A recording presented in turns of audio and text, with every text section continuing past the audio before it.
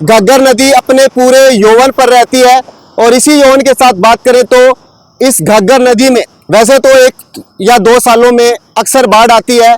2023 में भी इस घग्गर नदी ने अपना विकराल रूप दिखाया और भयंकर तबाही मचाई। सिरसा की नहीं, पूरे हरियाणा की सबसे चर्चित नदी घग्गर नदी, जिसे कहा जाता है शोक की नदी, अंग्रेजी में जिसे कहा जाता है रिवर ऑफ द ग्रीफ। मुआवजे के रूप में क्या मिलता है? सिर्फ वादे कि अभी जो घग्गर नदी है अपने खतरे के निशान से नीचे है। घग्गर नदी ये वो ही नदी है जब हम छोटे हुआ करते थे और जब इस गाड़ी के ऊपर जो वहां बिल्कुल दूर पे आपको एक पुल दिखाई दे रहा है, रेल का पुल, जब इस रेल के पुल से रेलगाड़ी गुजरती थी तो जब हम गाड़ी में बैठते थे और इस गाड़ी के अंदर जब इस घग्गर नदी को देखते थे तो अपनी आंखें मीच लेते थे और जब इस सड़क वाले रास्ते से भी गुजरते थे तो दिल कपकपाने लगता था, दिल डर जाता था, सहम जाते थे।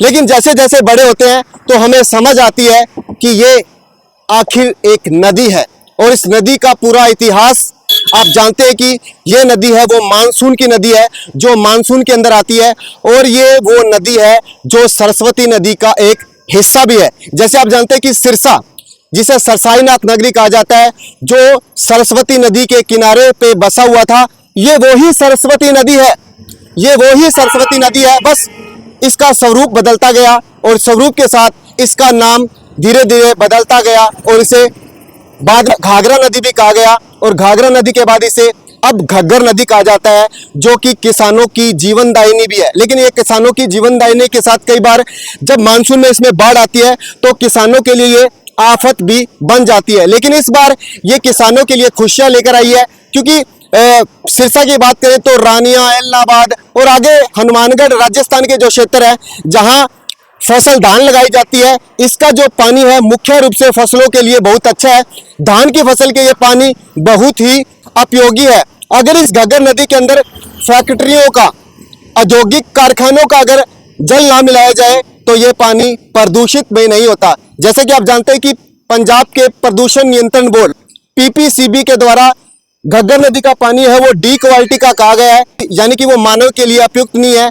और इसके साथ इस पानी के अंदर कई बार सीवरेज का पानी भी मिक्स होता है। तो साफ तौर पर कहा जा सकता है कि अगर नदियों को बचाना है, अगर नदियों की लाइफ लंबी करनी है तो इस घग्गर नदी के अंदर हमें, यानी कि जो धार्मिक के तहत जब हम घर में धूप बत्ती जलाते हैं तो धूप बत्ती आप इसमें जरूर डाल दीजिए, लेकिन इसके अंदर कचरा वगैरह मत डालिए। ये भी एक आप इस बात का अनुसरण कीजिए। तो आप मेरे साथ हाजिर हरियाणा के साथ जुड़े हुए थे और आगे चलकर हम आपको घग्गर नदी का पूरा संक्षिप्त विवरण बताने की कोशिश करेंगे।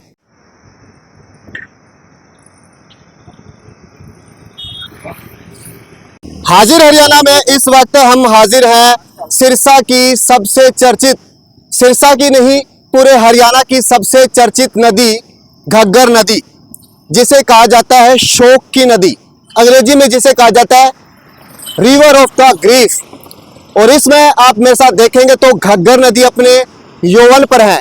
जैसा कि सभी जानते हैं कि मानसून के महीने में घग्गर नदी अपने पूरे यौवन पर रहती है और इसी यौवन के साथ बात करें तो इस घग्गर नदी में वैसे तो 1 या 2 सालों में अक्सर बाढ़ आती है। 2023 में भी इस घग्गर नदी ने अपना विकराल रूप दिखाया और भयंकर तबाही मचाई। लेकिन इस वक्त देखेंगे तो मानसून के महीने में खूब टिक्कर बारिश हो रही है, जमकर बारिश हो रही है। लेकिन इस समय जो घग्गर नदी है खतरे के निशान से नीचे है, यानी किसी प्रकार की चिंता की कोई बात नहीं है।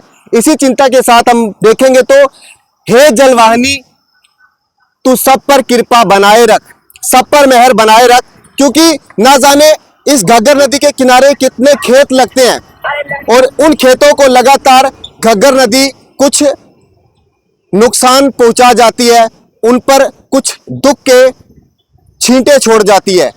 हम चाहते हैं कि समय रहते प्रशासन भी सख्ते में आए और घग्गर नदी की मानसून महीने से पहले ही खुदाई करे और इसके तटबंधों को मजबूत करे, ताकि आसपास के इलाकों में खेतों की फसलें हैं वो जलमग्न ना हो। क्योंकि किसानों को बड़े ही यानी उम्मीद के साथ वो फसलों को बोते हैं और उनकी पूरी 1 साल की फसल इस घग्गर की बाढ़ की वजह से तबाही के साथ नष्ट हो जाती है।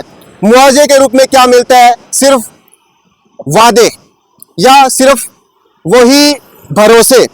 तो हाजिर हरियाणा के साथ इस वक्त मेरे साथ देख रहे हैं कि किस प्रकार घग्गर नदी के अंदर जो बरसाती पानी है लगातार पंजाब और चंडीगढ़ क्षेत्र से जो पहाड़ों से निकलकर ये पानी आता है और ये पानी आगे चलता हुआ सिरसा के O2 हेड में जहां बांध बनाया गया है वहां एकत्रित किया जाता है और वहां एकत्रित करने के बाद उस पानी को राजस्थान की ओर छोड़ा जाता है। तो कुल मिलाकर कहा जा सकता है कि अभी जो घग्गर नदी है अपने खतरे के निशान से नीचे है और लगातार तस्वीरें आप मेरे साथ हाजिर हरियाणा के साथ देख पा रहे हैं कि घग्गर नदी किस प्रकार अपने यौवन पर है। तो जुड़े रहिए आप हाजिर हरियाणा के साथ और देखते रहिए हाजिर हरियाणा।